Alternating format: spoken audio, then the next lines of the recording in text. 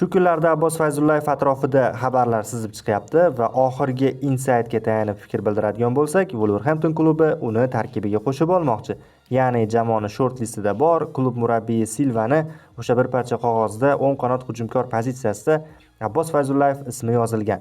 Endi baribir biz muxlis o'laroq xohlaymiz, yana bir hamyurtimiz top ligaga o'tishini, mayli top klubgami, o'rtamiyona jamoagami. Abduqodir Husanovning transferidan keyin anchadan beri Fayzullayevni top klubga o'tishini xohlab kelayotgan edik va bu yozda aniq ketadi, chunki bu yog'iga Seskada qolishi ozgina riskli. Seskani o'zi ham qarshi emas, normal summa taklif etiladigan bo'lsa, Fayzullayevni qo'yib yuborishi mumkin. Endi vaziyatni diqqat bilan kuzatib boramiz, ijobiy tomonga hal bo'lib qolish ehtimoli bor va yaxshi bo'lardi kuchli beshlikka o'tadigan bo'lsa, chunki baribir potensial jihatdan Fayzullayev o'sa oladigan futbolchi. Uni kelajagi uchun ham yaxshi bo'lardi.